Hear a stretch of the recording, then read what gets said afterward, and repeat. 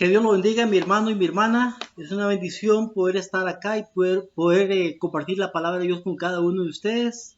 El mensaje que traemos para esta ocasión es un mensaje importante, un mensaje necesario, un mensaje que usted y yo debemos de conocer. Estamos en el tiempo del fin. En ese tiempo en el que estamos, la venida de Jesucristo está próxima acá a la tierra. Pero antes de la segunda venida de Jesucristo, antes de la segunda venida, hay eventos que deben de ocurrir. Eventos como las 7 plagas postreras, eventos como el gran tiempo de angustia, eventos como el nuevo orden mundial, eventos como el tiempo de la marca de la bestia, eventos como el tiempo de la ley dominical, eventos como el juicio investigador. Y recordemos, hablando del juicio investigador, que el juicio investigador que inició en 1844 tiene 2 fases. La primera fase, mi hermano y mi hermana, el juicio de los muertos. El juicio de los muertos empezó allá por el 22 de octubre de 1844, pero son 175 años que ya van desde que inició esta primera fase. Cuando termina la fase del juicio de los muertos, sigue la fase del juicio de los vivos. Y eso, hermano y hermana, es lo que queremos preparar para que usted y yo podamos estar tranquilos, seguros, para que podamos enfrentar este tiempo del juicio de los vivos de una manera correcta. Dios a través de su palabra nos amonesta. Dios a través de su palabra nos enseña, pero Dios también a través de su palabra nos prepara. El problema, hermano y hermana, es que nosotros muchas veces no estudiamos, no escudriñamos, seguimos tomando leche, y cuando vengan estos eventos, cuando vengan estas cosas, cuando nuestro nombre sea leído allá en los cielos, entonces va a ser muy tarde para la mayoría. Por decirlo así, para muchos, lamentablemente. Recuerde que el juicio de los vivos es la segunda fase del juicio investigador. Pero el juicio de los vivos, hermano y hermana, tiene un inicio. Y el juicio de los vivos inicia por la iglesia. O sea, la casa de Dios. ¿Por qué inicia por la casa de Dios? Simplemente, mi hermano y mi hermana, Dios necesita un pueblo para predicar un mensaje en el tiempo del fin, pero que ese pueblo pueda predicar con el poder del Espíritu Santo. La iglesia hoy en día, en el estado lamentable en que está, no puede hacer esa obra, no está capacitada, no está preparada. La iglesia, lamentablemente, hermano y hermana, está tibia. Por tanto, Dios va a hacer una separación en la iglesia. Mateo capítulo 13 nos dice la separación del trigo y la cizaña. Y es un evento doloroso para muchos. Pero usted y yo tenemos la oportunidad de poder decidir, de poder prepararnos, de poder santificarnos, de poder consagrarnos para ser parte de este pueblo que va a quedar con bien durante esa separación. Eso se llama también el juicio de los vivos. Y los que queden con bien, los que sean sellados en el juicio de los vivos, van a tener una obra que hacer. La obra de predicar el último mensaje al mundo, el fuerte pregón. Recuerdo lo que dice Testimonios de los Ministros en la página 75. Los días de la purificación de la iglesia se acercan velozmente. Dios se propone tener un pueblo puro y fiel. La iglesia va a ser purificada. La iglesia va a ser juzgada.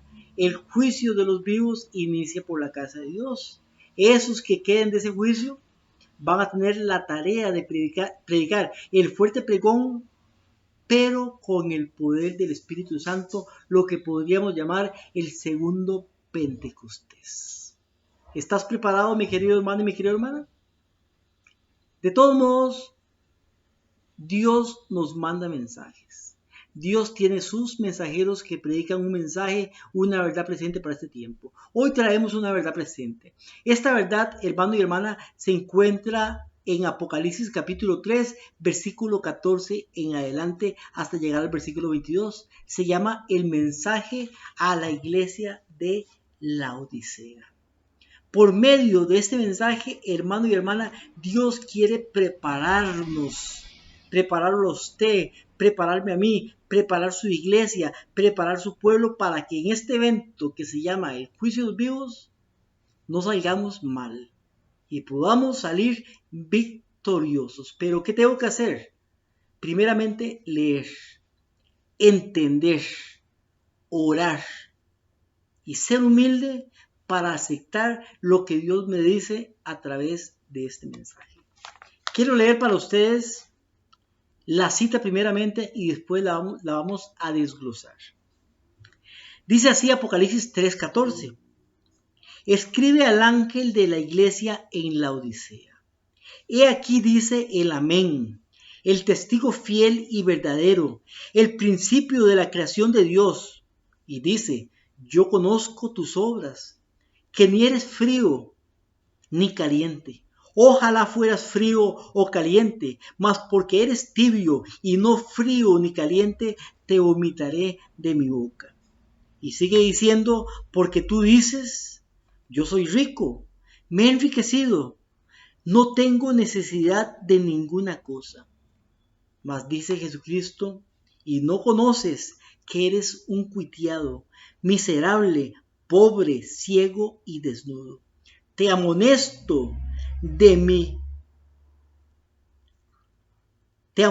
que de mí compres oro afinado en juego, para que seas rico, que seas vestido con vestiduras blancas, para que no se descubra la vergüenza de tu desnudez. Unge tus ojos con colirio, tus ojos, para que veas. Yo reprendo y castigo a los que amo, sé pues celoso y arrepiéntete. He aquí yo estoy a la puerta y llamo, si alguno oye mi voz y abriere la puerta, entraré a él y él cenará y cenaré con él y él conmigo. Al que venciere yo le daré que se siente conmigo en mi trono, así como yo he vencido, dice Jesucristo, y me he sentado con mi Padre en su trono. El que tiene oído, oiga lo que el Espíritu dice a las iglesias. Este mensaje, querido hermano y querida hermana, que se encuentra en Apocalipsis capítulo 3, versículo 14 al 22, es un mensaje de amonestación. Pero es un mensaje, mi hermano y mi hermana, que nos indica, que nos dice la condición real en la cual estamos como pueblo de Dios. Es un mensaje también que se ha mal entendido, se ha mal enseñado, se ha mal interpretado. Por tanto, hermano y hermana, yo le pido que usted pueda buscar su Biblia, si tiene lapicero, que lo busque, que anote las citas que vamos a leer y que le ore a Dios para que Dios lo pueda dirigir en el entendimiento que necesitamos por medio del Espíritu Santo para que este mensaje sea comprendido y podamos tomar decisiones importantes, necesarias y vitales para este tiempo en el que estamos viviendo. Para poder enseñar, estudiar, entender este mensaje, vamos a verlo o desglosarlo en varios puntos. El primer punto que vamos a ver en este mensaje es el siguiente: ¿quién envía el mensaje? Y es importante, mi hermano y mi hermana, que podamos entender quién es el que envía el mensaje, porque depende de la persona que envíe un mensaje, así es la importancia y también es la veracidad de ese mensaje. Apocalipsis capítulo 3, versículo 14 nos dice quién envía el mensaje. Y dice, he aquí, dice el Amén, el testigo fiel y verdadero, el principio de la creación de Dios. ¿Quién envía el mensaje, mi hermano y mi hermana? El Amén, el testigo fiel y verdadero, el principio de la creación de Dios. No es otra persona más que nuestro Señor Jesucristo. Y Él se identifica aquí con estas características: el Amén, el testigo fiel y el principio de la creación de Dios. El que envía este mensaje no es ni más ni menos que nuestro Señor Jesucristo. Por tanto, mi querido hermano y mi querida hermana, este mensaje no puede ser un error, este mensaje no puede ser una mentira, este mensaje no puede ser falso, porque el que lo dice, el que lo habla es el mismo Señor Jesucristo. Nos dice con respecto a esto una cita en Joyas de los Testimonios, tomo 1, página 327. Ponga atención. Este testimonio tan penetrante y severo, y vea las palabras que usa, penetrante y severo. Vuelvo a leer. Este testimonio tan penetrante y severo no puede ser un error, porque es el testigo fiel el que habla y su testimonio debe de ser correcto. Dice que no puede ser un error. ¿Por qué? Porque es el testigo fiel y su mensaje es y debe ser correcto. Jesucristo mismo es el que dice este mensaje. Así que mi hermano y hermana, cuando usted lea Apocalipsis capítulo 3, versículo 14 en adelante, el mensaje a la iglesia de la Odisea, la gente puede decir muchas cosas sobre este mensaje. La gente puede explicar algunas interpretaciones diferentes a lo que dice aquí sobre el estado actual de la iglesia de Dios en ese tiempo. Sin embargo, ¿cuál testimonio va a ser correcto? ¿El que nos dicen las personas o el que dice el testigo fiel y verdadero? De mi parte, yo le creo al testigo fiel y verdadero, al Señor Jesucristo. Si Él dice negro, es negro, si dice blanco, es blanco, y Él siempre va a tener la razón porque Él no miente. ¿Por qué se identifica a Jesucristo como el amén? La palabra amén también tiene como sinónimos de seguro, verdaderamente, así sea o es verdad. Cuando dice el amén, es porque esa palabra que está diciendo, ese mensaje que está dando, no puede ser un error y es verdad. Pero también se identifica como el testigo fiel y verdadero. ¿Por qué el testigo fiel y verdadero? Un verdadero testigo es la persona que presencia los eventos que se van a declarar. Jesucristo es el testigo fiel y verdadero porque Él conoce todas las cosas. A Él no lo podemos engañar. Él es el testigo fiel y verdadero. Su testimonio es fiel y es para siempre. Podemos, mi querido hermana y mi querido hermano, confiar en su palabra. Él es un testigo fiel y verdadero. Un testigo es el que puede dar veracidad de la verdad que ha experimentado. Y tiene conocimiento de hecho y puede dar información concerniente a esta verdad. Jesucristo ha estado por siempre. Él sabe todas las cosas, por eso es un testigo fiel al cual usted y yo debemos de creer. Y es un testigo verdadero porque Él no miente. También se presenta a Jesucristo con la característica del principio de la creación de Dios.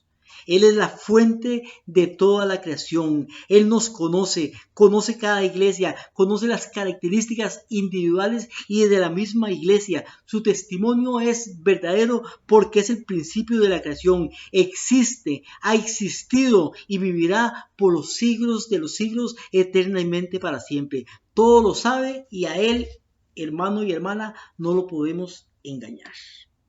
Por tanto, podemos estar seguros que lo que leeremos a través de este mensaje, sin duda alguna, es cierto, a pesar de lo que diga cualquier persona, a pesar de lo que diga cualquier líder, a pesar de lo que digan los ancianos, pastores, ministros, a pesar de que hablen en contra o diferente a lo que presentamos en este mensaje, si está o contradice lo que dice el mensaje, será un error porque el testigo fiel y verdadero no se equivoca. El segundo punto que vamos a analizar, que vamos a estudiar con respecto a esto, es a quién va dirigido el mensaje. Y es importante, hermano y hermana, que usted pueda entender, que pueda saber, que pueda conocer a quién va dirigido el mensaje, porque muchas veces lamentablemente nos han dado una enseñanza errónea conforme a esto, porque la persona a la cual va destinado este mensaje, en primer lugar, no lo acepta y se lo achaca a otras personas.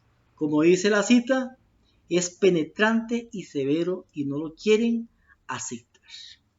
¿A quién va dirigido el mensaje? Nos dice Apocalipsis 3:14. Escribe al ángel de la iglesia en Laodicea. Cuando la gente habla de este mensaje, dice, bueno, este mensaje va dirigido a la iglesia en Laodicea, a los miembros de la iglesia de Laodicea. Pero si usted lee atentamente, nos dice la cita y leo de nuevo. Escribe al ángel de la iglesia en Laodicea. ¿Dónde está la iglesia? Está en la Odisea. Había varias iglesias. En este momento estamos hablando de una iglesia que está en un lugar que se llama la Odisea. Pero en esa iglesia donde Dios envía este mensaje hay un ángel, se le llama acá. Y dice, escribe al ángel de la iglesia en la Odisea. Entonces, hermano, ¿qué quiero decir con esto? Lo que quiero decir y que quede claro, es evidente que este mensaje no va dirigido en primer lugar a la iglesia, sino que dice, escribe al ángel de la iglesia que está en la Odisea. O sea, en otras palabras y más directamente, va dirigido al ángel de la iglesia, al ángel, no a la iglesia, sino al ángel. Ahora,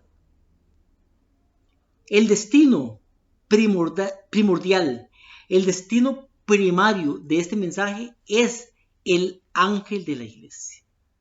Pero como usted bien lo puede saber, cuando una iglesia, sus ministros están mal, ¿cómo está la iglesia?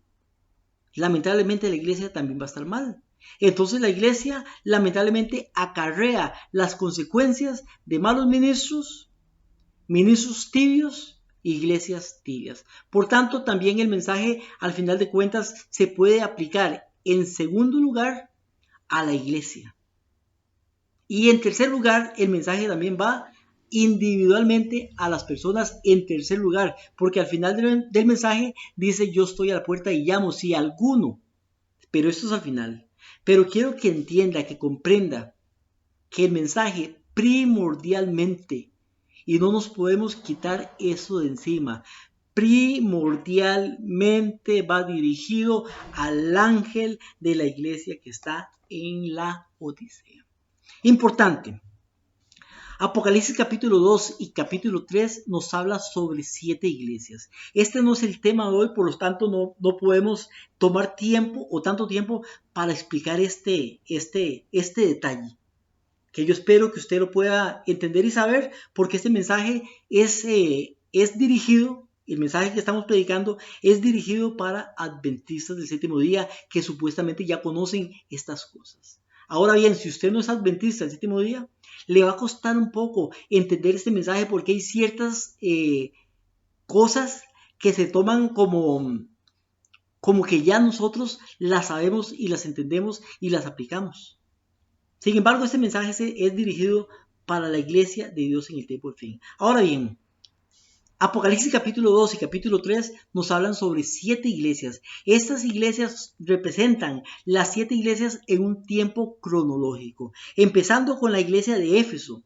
El primer mensaje dice, escribe al ángel de la iglesia en Éfeso. ¿A quién? Al ángel de la iglesia que está en Éfeso. Este mensaje va dirigido a la iglesia o al ángel de la iglesia en Éfeso que se dio o tuvo su periodo en el año 31 con la muerte de Jesucristo hasta el año 96 con la muerte del último de los apóstoles, en este caso Juan, el apóstol Juan. Se le llama a este periodo el periodo apostólico. El segundo, Apocalipsis capítulo 2, versículo 8, escribe al ángel de la iglesia en Esmirna. Año 96 hasta el año 313. No entro en detalles. Se llama el periodo de la persecución. El tercero, escribe al ángel de la iglesia en Pérgamo. Al ángel de la iglesia que está en Pérgamo. Año 313 al 538. El periodo de corrupción. Cuarto, escribe al ángel de la iglesia en Tiatira. Año 538 al año 1320. 538 inicia la hegemonía papal. Año 1320 se levanta el primero de los de la reforma protestante, en este caso John Wycliffe. Se llama el periodo de oscuridad o el periodo oscuro. El quinto, escribe al ángel de la iglesia en Sardis. Escribe al ángel. Año 1320 a 1798, el periodo de la reforma, que empieza con el primer reformador, en este caso John Wycliffe, hasta pasar por los reformadores y llegar al tiempo en que la iglesia católica, apostólica y romana pierde su hegemonía política porque el Papa es tomado prisionero por Berthier y por Napoleón Bonaparte en este caso, que esto no voy a entrar en detalles con esto. El sexto, escribe el ángel de la iglesia de Filadelfia. Desde el año 1798 hasta el año 1844 se llama el periodo del gran despertar religioso.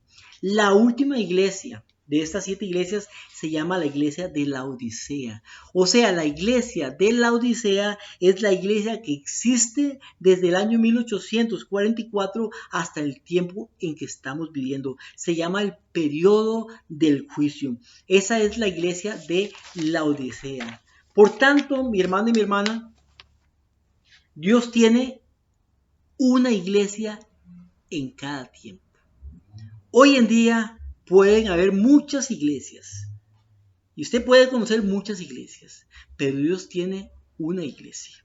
Esa iglesia Dios la tiene, la levanta, la cuida y la usa porque esa iglesia tiene un mensaje para predicar, para enseñar.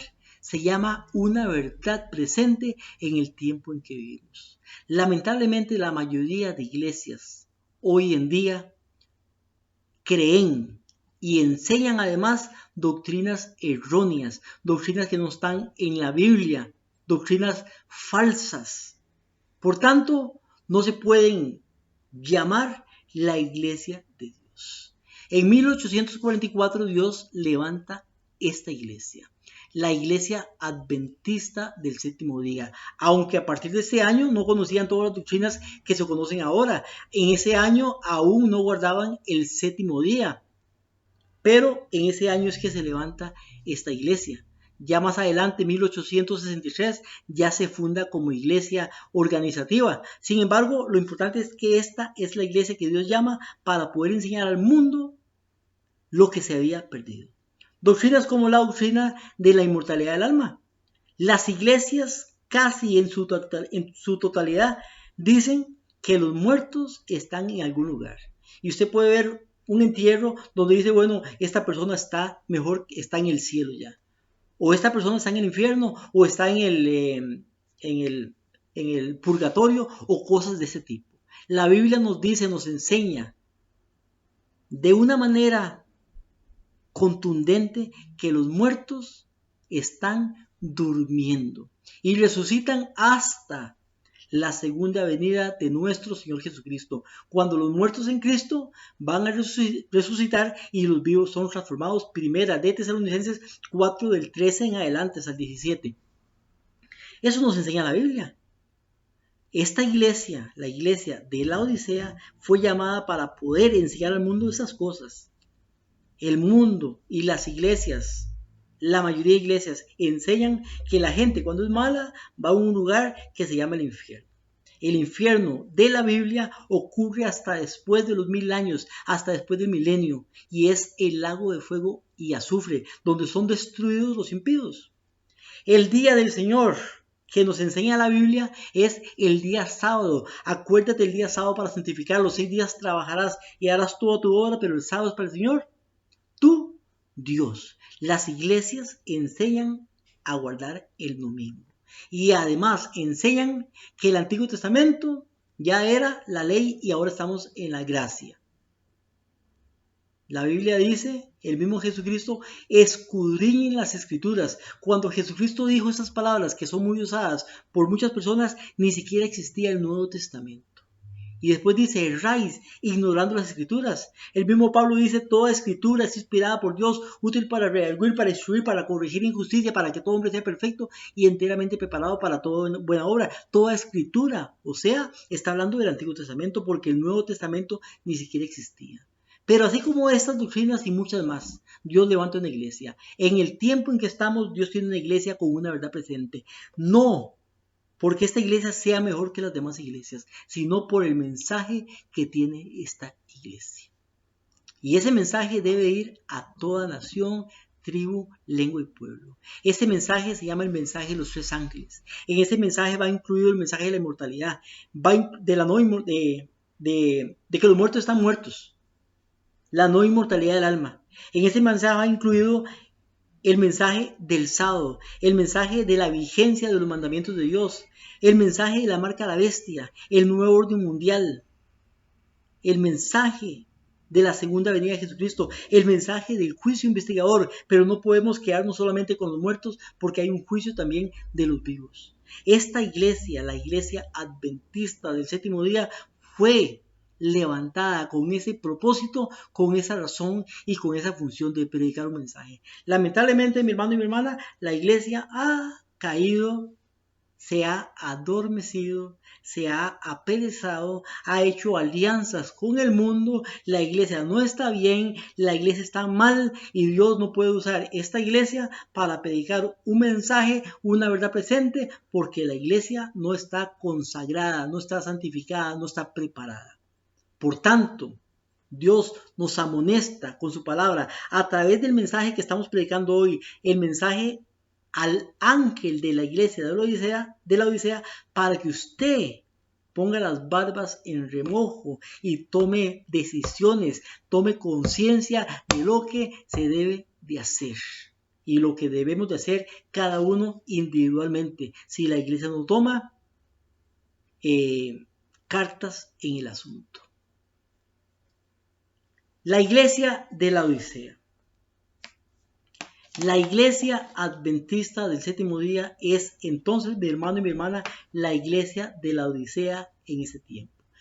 La pregunta ahora sería entonces, ¿por dónde empieza el juicio de los vivos? El juicio de los vivos empieza por la casa de Dios, nos dice el apóstol Pedro, por la casa de Dios. La casa de Dios en este tiempo en el que estamos viviendo es la iglesia adventista del séptimo día. No porque sea mejor que las otras iglesias, ya se los dije, porque hay personas muy buenas en muchas iglesias, sino porque tenemos un mensaje diferente. El problema es que a pesar de que haya personas buenas en otras iglesias, tienen un mensaje erróneo, equivocado y falso. Y debemos de enseñar a estas personas, pero no queremos enseñar porque queremos pasar el día haciendo cosas seculares, como viendo televisión, yendo a reuniones y muchas cosas diferentes, pero no queremos predicar porque no tomamos tiempo para esto y muchas personas son perezosas dentro de la iglesia, lamentablemente. Entonces Dios va a hacer una separación. El juicio de los vivos viene en partes. Primeramente la casa de Dios y después el mundo. Pero primeramente la casa de Dios. El mensaje a la iglesia de la Odisea es el mensaje a la iglesia adventista del séptimo día. ¿Quién es entonces el ángel de la iglesia de la Odisea? Porque ya dijimos en un principio, en el segundo punto, que estamos todavía, que el mensaje es dirigido, es enviado, el destino es el ángel de la iglesia que está en la Odisea. Podemos leerlo de diferente manera. Escribe al ángel que está en la iglesia de la Odisea. O sea, el mensaje es dirigido al ángel. El mensaje es dirigido al ángel. Apocalipsis 3:14. Leo de nuevo, y escribe al ángel de la iglesia en la Odisea. ¿Para quién es el mensaje entonces? ¿Para la iglesia o para el ángel de la iglesia? ¿Para la iglesia o para el ángel de la iglesia? Entonces la pregunta, hermano y hermana, sería: ¿quién es el ángel de la iglesia de la Odisea? Vemos que este mensaje no va directamente a la iglesia, sino al ángel encargado de la iglesia. ¿Cuántas veces hemos leído Apocalipsis capítulo 3, del versículo 14 en adelante? Asumiendo, entendiendo, creyendo que el mensaje va a la iglesia, cuando realmente el mensaje va a la iglesia. Las iglesias en Apocalipsis, en profecía, son representadas por candeleros. Los ángeles son representados, pero en este lugar, por estrellas. Apocalipsis capítulo 1, versículo 12 nos dice, Apocalipsis 1, 12 nos dice: me volví para ver la voz que hablaba conmigo, y vuelto vi 7 candeleros de oro. 7 candeleros de oro. Juan, cuando ve la visión, dice que mira, se vuelve y ve 7 candeleros de oro. Candeleros, algo así como esto que está acá, que tiene por aquí. Esto se llama un candelero, un candelabro. 7 candeleros de oro ve Juan. El versículo 16, capítulo 1 nos dice: y tenía en su mano derecha 7 estrellas. Entonces ve que tiene en su mano derecha 7 estrellas. Ve 7 candeleros, pero también ve 7 estrellas. El versículo 20 del capítulo 1 da la explicación y dice: el misterio de las 7 estrellas que has visto en mi diestra y de los 7 candeleros de oro. El misterio de las 7 estrellas y de los 7 candeleros de oro. Y dice: las 7 estrellas son los ángeles de las 7 iglesias. ¿Qué representa las estrellas? Los ángeles. Las 7 estrellas son los ángeles de las 7 iglesias. Entonces podríamos ver que estrella y ángel son sinónimos, porque las estrellas son los ángeles, son sinónimos. Y los 7 candeleros que has visto son las 7 iglesias. Y los 7 candeleros son las 7 iglesias. O sea que vemos 7 iglesias representadas en este caso por candeleros y 7 estrellas que aquí se ve que son los ángeles de cada iglesia. ¿Qué representan entonces las estrellas? Porque si sabemos qué representan las estrellas, sabremos también qué representan los ángeles o el ángel de cada iglesia, porque cada iglesia tiene un ángel o un encargado. Y nos dice Obreros Evangélicos, página 13. Escuche con atención. Obreros Evangélicos, página 13 nos dice: los ministros de Dios están simbolizados por las 7 estrellas. ¿Claro o no está claro? Leo de nuevo. Los ministros de Dios están simbolizados por las 7 estrellas. Eso nos dice el espíritu de profecía. Entonces, si la estrella es lo mismo que el ángel, como también el candelero es lo mismo que la iglesia, pero en este caso lo que nos importa es que la estrella y el ángel es lo mismo, o sea que el ángel es lo mismo que la estrella, y la estrella dice que está representado, que simboliza los ministros de Dios, entonces el ángel también simboliza los ministros de Dios. Por tanto, cuando yo leo en Apocalipsis, escribe al ángel de la iglesia que está en la Odisea, entonces también lo puedo leer como escribe al ministro de Dios que está encargado de la iglesia de la Odisea. ¿A quién va el mensaje, mi querido hermano y mi querida hermana? A la iglesia de la Odisea, o al ángel, o al ministro, o al encargado de la iglesia de la Odisea. El mensaje es claro, es evidente, es contundente, de que no va a la iglesia directamente, sino que va al ángel encargado de esa iglesia. El mensaje es evidente, es contundente, es claro, que va a los ministros encargados de la iglesia de la Odisea. Ya vimos que el ángel representa al ministro de la iglesia, o sea, a los encargados de la iglesia, a los pastores de la iglesia, y que la iglesia representa la Odisea a la iglesia adventista del séptimo día. O sea que podríamos leerlo también entonces de esta manera: escribe a los ministros, a los pastores de la iglesia adventista del séptimo día. Lo podríamos también tomar en este caso. Por tanto, el ángel de la iglesia de la Odisea representa a los ministros encargados de esta iglesia. Y como dije, leemos, escribe a los ministros de la iglesia en la Odisea, escribe a los pastores de la iglesia en la Odisea, escribe a los líderes de la iglesia en la Odisea, escribe a los responsables de la iglesia en la Odisea. Y la pregunta es, no hemos llegado a este punto, pero usted lo conoce. Y usted sabe que más adelante dice, por cuanto eres tibia, no fría, no caliente, sino tibia. ¿A quién le está hablando este mensaje? ¿A quién le está diciendo eres tibia? ¿A la iglesia o al ángel de la iglesia? Espero, hermano y hermana, que haya comprendido. Si usted ha comprendido esto, se está dando cuenta que quien está tibio en la iglesia no es la iglesia en primer lugar, sino el ángel de la iglesia. Porque lamentablemente el ángel, como no acepta su condición, o sea, el ministro, el pastor, el líder, el anciano, el encargado, el responsable, como no acepta su condición, no quiere aceptar su condición, entonces le achaca las cosas a la iglesia.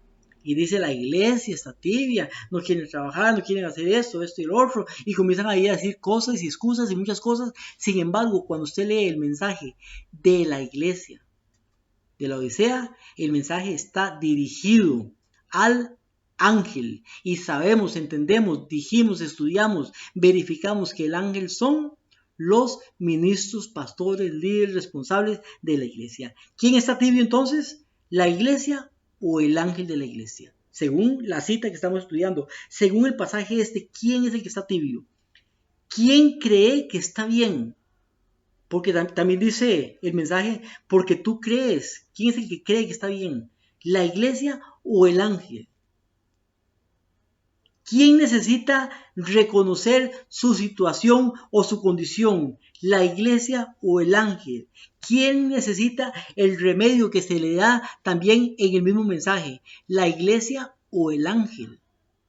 Y si usted, hermano y hermana, ha entendido correctamente, si ha entendido correctamente, que yo espero en Dios de que entienda, si no, solamente devuelva otra vez el video y escúchelo desde el principio. Ore, como yo oré antes de predicar este mensaje. Sea humilde. Quite el orgullo, hágalo a un lado. Y va a aceptar que el que necesita reconocer su condición, que el que necesita el remedio, es el ángel de la iglesia en primer lugar. Cuando podemos entender que el mensaje de la iglesia es para el ángel, nuestra manera de pensar va a cambiar, porque ahí podemos leer varios detalles descritos, dirigidos al ángel, no a la iglesia, sino al ángel. Aunque lamentablemente, como dije al principio, también se van a aplicar al fin de cuentas a la iglesia, porque lamentablemente la iglesia está en la condición en que está, porque el ángel está también en esa condición. Vea lo que nos dice el libro Obreros Evangélicos en la página 13, leí una parte. Los ministros de Dios están simbolizados por las 7 estrellas. ¿Quiénes? Los ministros de Dios, los cuales se hallan bajo el cuidado y protección especiales de aquel que es primero y postrero. Las suaves influencias que han de abundar en la iglesia están ligadas con los ministros de Dios, que han de representar el amor de Cristo. Las estrellas del cielo están bajo el gobierno de Dios. Él les da y las llena de luz. Él guía y dirige sus movimientos. Si no lo hiciere, pasarían a ser estrellas caídas. Así sucede con sus ministros. No son sino solamente instrumentos en su mano, y todo el bien que pueden hacer se realiza por su poder. Pero si un ministro se olvida de orar, se olvida de estudiar, se olvida de consagrarse, se olvida de santificarse, lamentablemente esto se pierde. Podemos ver entonces que el ángel de la iglesia de la Odisea no representa a la membresía, sino al liderazgo. Creo, hermano y hermana, creo que se me va a acabar el cupo aquí en el video. Por tanto, seguramente voy a proseguir en el próximo video. Hay una parte 2, no se la pierda. No se pierda la parte 2. Si se me corta, seguimos en la parte 2 de este tema. Entonces, podemos ver, entender de que el mensaje no va dirigido a la membresía, sino al liderazgo, al pastorado, al ministerio, a los que tienen la responsabilidad de cuidar y de administrar al pueblo de Dios. Va dirigido primeramente, primordialmente a ellos, no al pueblo. Y dice Obreros Evangélicos en la página 14, es para honor suyo, para lo que Cristo hace a sus ministros, una bendición mayor para la iglesia que lo que son las estrellas para el mundo por medio de la obra del Espíritu Santo. Entonces vemos que dice que es para bendición y para honor de Cristo. Cristo quiere utilizar, quiere usar a las personas, a los ministros de la iglesia para que puedan hacer una obra. Nos queremos preguntar entonces también, ¿a quién más representa el ángel? Vimos que primordialmente, hermano y hermana, primordialmente representa al ministro, a los pastores, a los líderes. Y quiero que eso le quede en la mente, que no se deje achacar la tibieza espiritual de la iglesia solamente a los miembros, porque esto está dirigido al ángel de la iglesia. Pero con respecto a esto también nos dice Hechos de los Apóstoles, página 468. Hechos de los Apóstoles, página 468 nos dice: el que tiene las 7 estrellas en su diestra dice estas cosas. Hablando de Apocalipsis capítulo 2, versículo 1. Estas palabras son dirigidas a los maestros de la iglesia, a aquellos a quienes Dios confió grandes responsabilidades.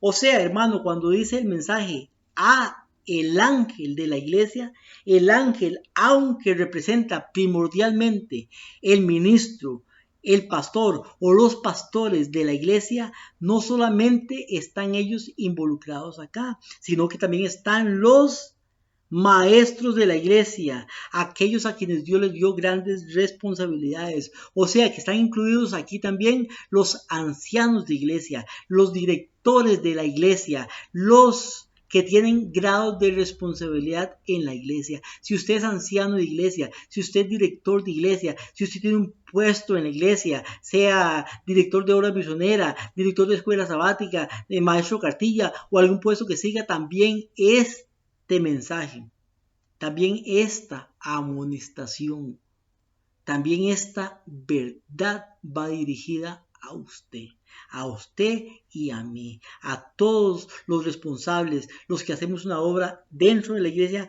va dirigida esta amonestación. Por eso, hermano y hermana, es importante los dos puntos que estamos estudiando para que podamos llegar a un entendimiento concreto, un entendimiento verdadero de lo que es este mensaje. Primeramente, que el que escribe el mensaje no es cualquier persona o cualquier ser creado, aunque sea un ángel, es Jesucristo mismo. Y Jesucristo no se equivoca, Cuando dice escribe al ángel de la iglesia de la Odisea, que sabemos que la iglesia de la Odisea es la iglesia adventista, el séptimo día en este caso, el ángel representa a los ministros. No lo digo yo, mi querido hermano y mi querida hermana. No es que tenga nada contra ministros, contra pastores, sino que el mensaje está dirigido a los ministros. O sea que no es una solamente amonestación, es un llamado también para que podamos vernos a nosotros mismos y podamos entender que necesitamos de Dios, que necesitamos consagración, que necesitamos santificación, que necesitamos trabajar más, que necesitamos tener fe en Dios, porque estamos en un tiempo, en el juicio de los vivos, donde no va a haber tiempo. Su nombre, mi nombre. Recuerde que el juicio de los vivos empieza por la casa de Dios, pero en la casa de Dios empieza primeramente por los líderes, por los pastores, ministros, directores, ancianos. Primeramente empieza por nosotros. Entonces, mi hermano y mi hermana, ¿quién tiene que tener cuidado? ¿Quién tiene que prepararse primero? ¿El mundo o la iglesia? Pues la iglesia se tiene que levantar primero. Entonces vemos que Jesucristo es el que dice el mensaje. Ahora, el mensaje es dirigido al ángel en primer lugar, porque el ángel es el responsable. Y si el ángel está mal, la iglesia lamentablemente va a estar mal, porque los está guiando mal. El ejemplo del ángel hoy en día no es el ejemplo que Jesús da a sus discípulos. El ángel de la iglesia, cuando digo el ángel estoy hablando de pastores, ministros, ancianos, responsables, maestros de cartilla, directores, líderes de la iglesia. El ángel se viste de una manera como se viste el mundo, come como come el mundo, habla como habla el mundo, los gustos son los gustos del mundo, ve televisión como el mundo ve televisión, oye la música que oye el mundo, tiene un carácter como tiene el mundo. Tal vez el ángel de la iglesia no es un pecador como el mundo que está en adulterio, tal vez en robo, matando y cosas de este tipo, pero su carácter no cambia. El carácter que tiene el ángel es el carácter del mundo. Los gustos son los gustos del mundo. Seguimos comiendo cosas indebidas que no debemos de comer en este tiempo.